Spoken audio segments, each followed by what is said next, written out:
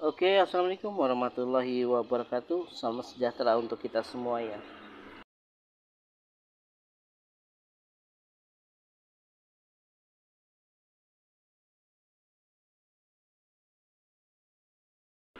Oke, kita langsung saja ya. Di depan kita ada salah satu bahan sancang ya, sancang atau juga disering premna ya. Oke, jadi begini ya untuk eh, pertama-tama ya. Sebenarnya topik kali ini kita bukan bicara mengenai bongsainya ya, tapi alat yang diperlukan buat buat itu. Eh apa potong-potong atau pruning-pruning atau membentuk sebuah tanamannya. Oke, kalau untuk bongsainya seperti ini ya. Kadang rekan-rekan juga penasaran bongsainya seperti apa sih. Nah, ini mulai dari awal tanam ini saya menggunakan akar ya, akar sancang saya tancap loh jadi seperti ini ya. Saya agak tinggikan. Ini saya buat ya secara alami saja. Soalnya kadang pembeli karena saya statusnya di sini ibaratnya jualan ya, jadi kadang banyak pembeli itu maunya itu yang tidak terlalu terlihat ya bahwa tanaman itu diolah tapi tumbuh secara alami, maunya itu seperti itu ya. Ya udah, memang seperti itu, cuma ya agak jelimet sih kadang.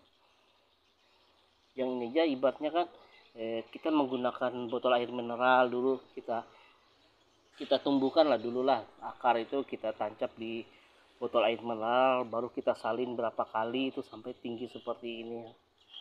Oke, jadi ini topik kali ini ialah alat ya, alat. Soalnya ada pertanyaan di kolom komentar itu mengenai alat yang digunakan eh, untuk sancang. Masalah sancang itu jadinya katanya sih agak rumit ya, karena ibaratnya tuh kalau sudah dia subur itu ibaratnya tuh full penuh, percabangannya itu kadang bisa berontak gitu nah kan, karena terlalu subur. Oke, hal yang paling pertama ya, alat yang sangat diperlukan itu memang sih gunting kecil. Sebenarnya diperlukannya gunting kecil, tetapi gunting kecil di sini ini ya fungsinya kan buat memotong dahan-dahan seperti ini ya. Nah, seperti ini, jadi kan tidak usah pakai gunting-gunting yang seperti ini ya. Ini kan ibaratnya kalau untuk perantingan yang kecil-kecil gini ya, saya terlalu ya seperti ini, terlalu agak ribet. Jadi saya menggunakan ini saya kurang tahu nih apa namanya, cuma saya lihat itu di YouTube-nya itu bonsai dari Thailand ya. Saya lihat YouTube-nya di sana itu dia sering menggunakan ini untuk pemotongan sakura ya, sakura mikro. Ini sancang, jenis sancang, terus tanaman-tanaman yang pokoknya untuk jenis tanaman kecil ya seperti ini ya. Untuk bonsai-bonsai kecil dia menggunakan ini sering ya. Dan ini namanya dia pakai menggunakan bahasa sana ya, jadi saya agak kesulitan, cuma saya cari-cari akhirnya dapat.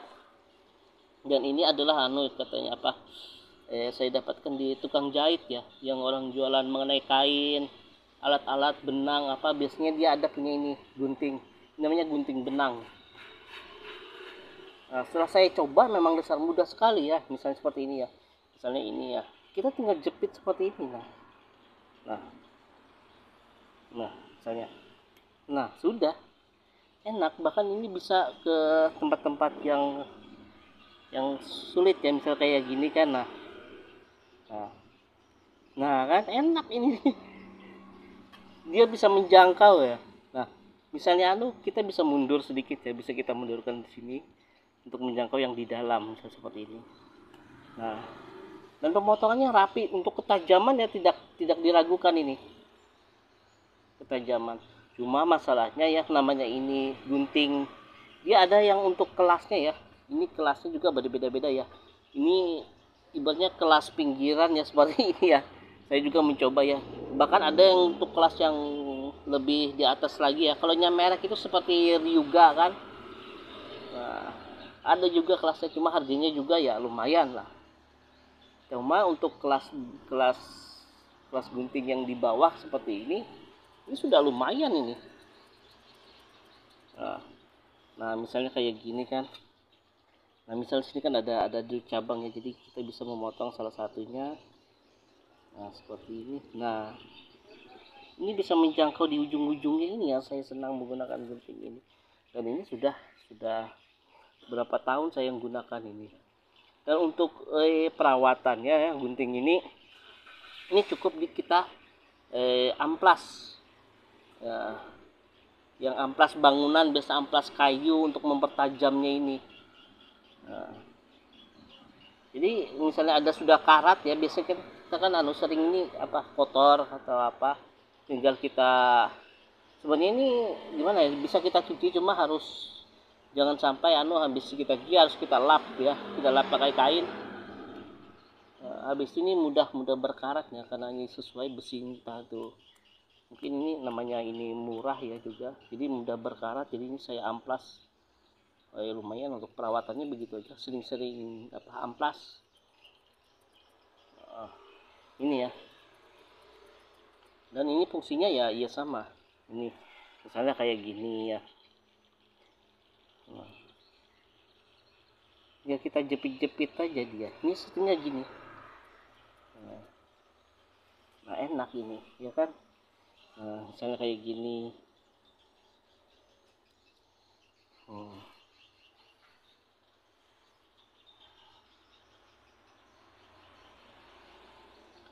Aduh, ini juga agak sulit ya kadang.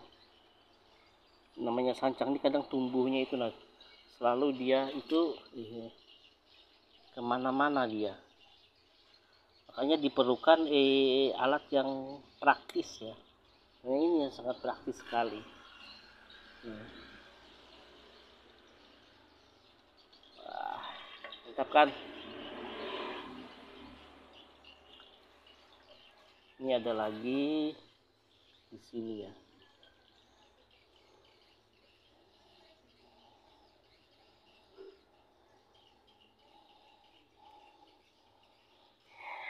Kalau ditanya mengenai umur ya, karena saya kurang memperhatikan ya untuk tanaman-tanaman. Soalnya kalau saya lagi membibit itu biasanya itu selalu gimana ya, kalau 10 itu pasti itu biasanya. Kalau untuk sekali penanaman itu membibit memperbanyak itu, jadi yang mana nanti yang bagus saya seleksi kayak gitu. Jadi ini kalau dikira-kira sih udah, kalau setahun ada ini. Soalnya ini kita buat kecil, saya lebih suka yang agak kecil-kecil, soalnya kan tempatnya juga kita kan kurang memadai. Jadi ini fungsinya ya, ini gunting benang, biasanya orang penjahitnya bilang ini gunting benang.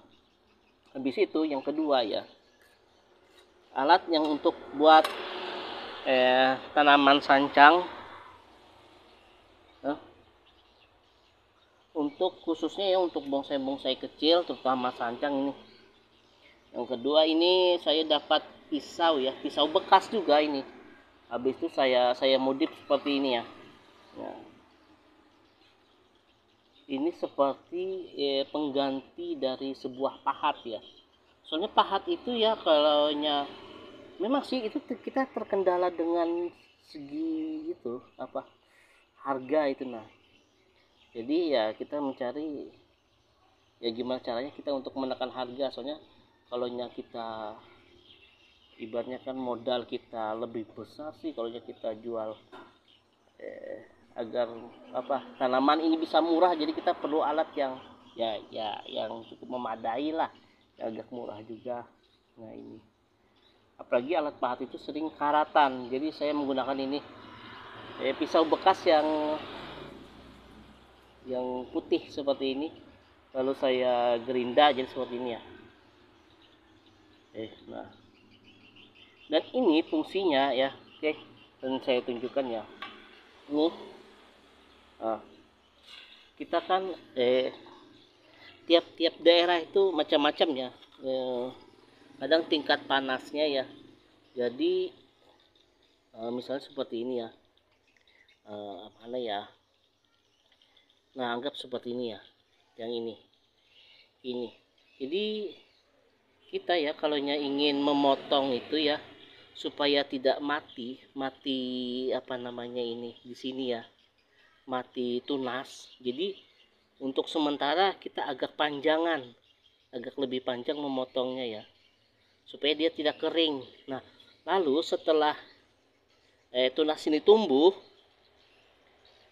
nah lalu kita bersihkan lagi, kita potong yang kedua. Jadi seperti ini ya. Nah, lalu kita mepetkan. Nah, menggunakan apa?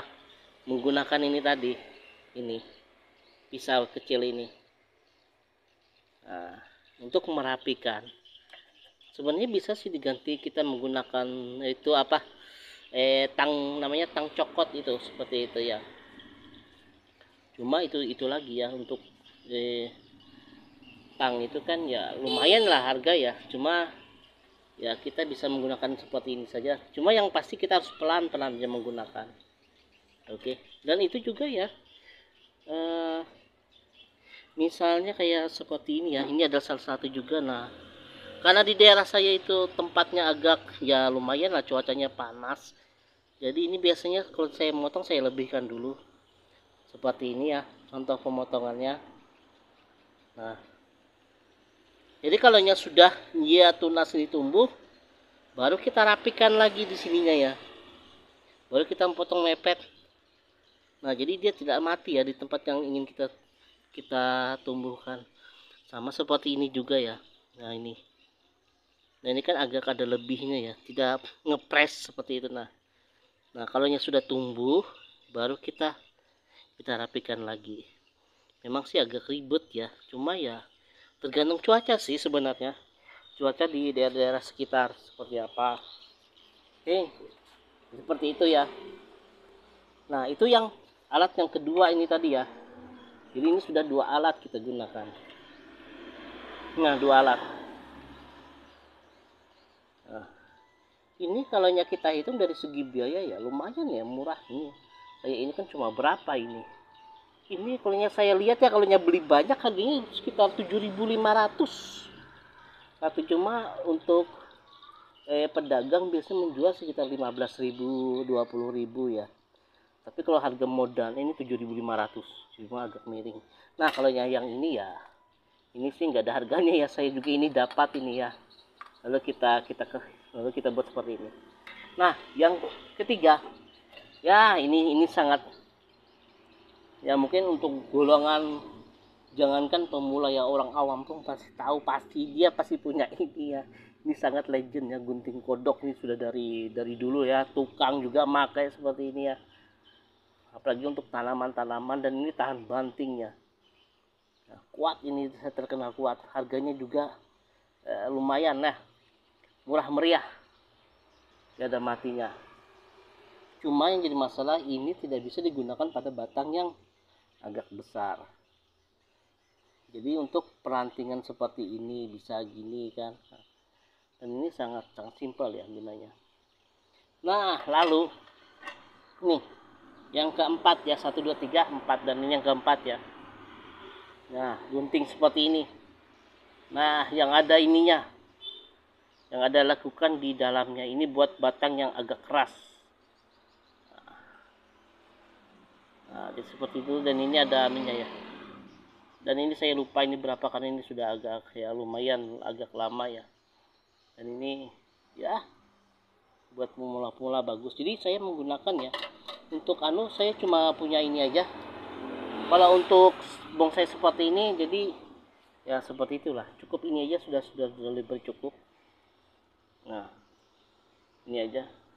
Cuma yang kalau untuk gunting ya, untuk sancang ataupun jenis sakura ya, itu seperti ini ya. Apalagi kalau sancang sangat diperlukan ini ya, apalagi ini untuk perantingan ini sangat diperlukan ya. Oke, jadi sampai di situ dulu ya untuk videonya. Yang jelas pada kesempatan ini untuk memenuhi ya pertanyaan dari rekan-rekan sekalian mengenai alat ya. Jadi saya rekomendasikan ya, kita harus punya ini ya. Ini juga tidak terlalu mahal ya. dengan 10.000 15.000 sudah dapat ini. Dan ini fungsinya sangat sangat bagus ya. Ini pun saya tahu tuh dari YouTube videonya punya Thailand itu. Saya anjurkan seperti ini. Oke, sampai di sini dulu. Wassalamualaikum warahmatullahi wabarakatuh. Salam sejahtera untuk kita semua. Semoga video ini bermanfaat. Oke, jangan lupa ya subscribe dan aktifkan tanda loncengnya. Oke, dan juga jangan lupa ya apabila ada saran, kritik atau pertanyaan silahkan tulis di kolom komentar. Oke.